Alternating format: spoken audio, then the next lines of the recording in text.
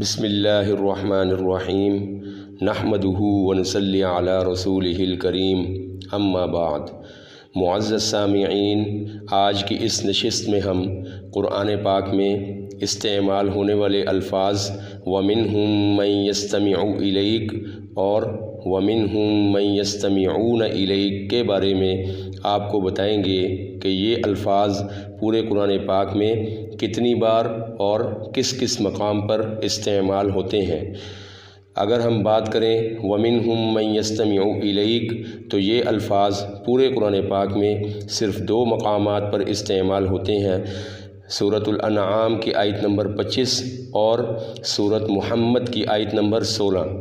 اور اگر ہم بات کریں وَمِنْهُمْ مَنْ يَسْتَمِعُونَ إِلَيْكَ تو یہ الفاظ پورے قرآن پاک میں صرف 1 مقام پر استعمال ہوئے ہیں، اور وہ مقام ہے سورہ یونس کی آیت نمبر 42۔ سامعین، ان الفاظ کو پڑھتے ہوئے حفاظ اکرام کو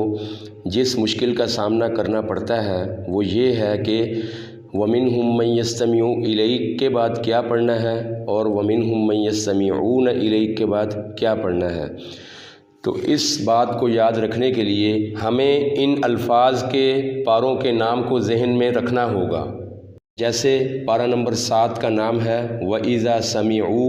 وَإِذَا سَمِعُوا کا جو پہلا حرف ہے وہ واو ہے، تو لہٰذا جب ہم پارہ نمبر 7 کے اندر وَمِنْهُمْ مَنْ يَسْتَمِعُ إِلَيْكَ پڑھیں گے تو آگے واو سے شروع ہونے والا لفظ وَجَعَلْنَا پڑھیں گے۔ اسی طرح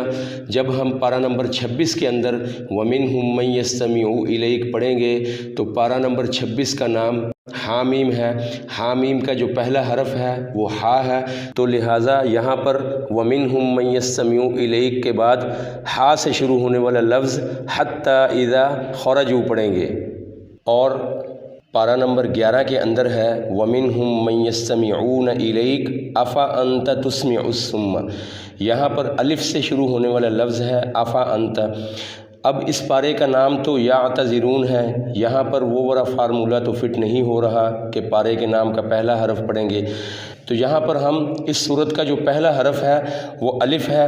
الف لام را، یعنی سورہ یونس کا جو آغاز ہو رہا ہے وہ حرف الف سے ہو رہا ہے، تو یہاں پر ہم اس الف کو ذہن میں رکھتے ہوئے افا انتا کا لفظ پڑھیں گے۔ آپ میں سے بہت سارے لوگوں کے ذہن کے اندر یہ بات آ رہی ہوگی کہ سورۃ الانعام کا آغاز بھی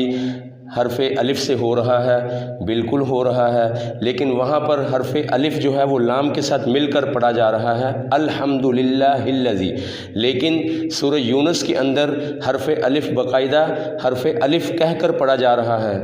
اس کو ہم کسی حرف کے ساتھ نہیں ملا رہے، اس کو ہم الف لام را کہہ کر پڑھ رہے ہیں، لہٰذا اس الف کی نسبت سے افا انتا کا لفظ ہمیں اپنے ذہن میں رکھ کر پڑھنا ہوگا۔ سامعین، ان الفاظ کی کل تعداد 3 ہے، یعنی 2 بار وَمِنْهُمْ مَنْ يَسْتَمِعُ إِلَيْكَ قرآن پاک میں آیا ہے اور 1 بار وَمِنْهُمْ مَنْ يَسْتَمِعُونَ إِلَيْكَ قرآن پاک میں آیا ہے۔ ان الفاظ کے مقامات کو یاد رکھنے کا ایک طریقہ بھی ہم آپ کے سامنے پیش کر دیتے ہیں، وہ یہ ہے کہ سب سے پہلے 10 پاروں میں ہے وَمِنْهُمْ مَنْ يَسْتَمِعُ إِلَيْكَ اور سب سے آخری 10 پاروں میں ہے وَمِنْهُمْ مَنْ يَسْتَمِعُ إِلَيْكَ۔ ان دونوں مقامات پر واحد کا صیغہ استعمال ہوا ہے، جبکہ درمیان والے پاروں کے اندر وَمِنْهُمْ مَنْ يَسْتَمِعُونَ إِلَيْكَ جمع کا صیغہ استعمال ہوا ہے۔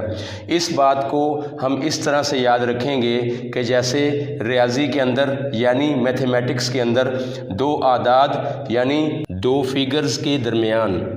جمع کا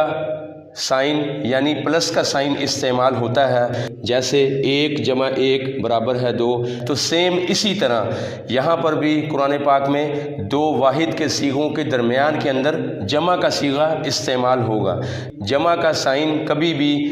عدد کے شروع میں یا آخر میں نہیں آتا، ہمیشہ وہ 2 اعداد کے درمیان میں ہی آتا ہے، تو لہٰذا اسی طرح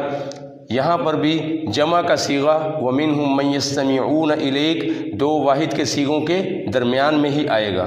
اور آخری بات،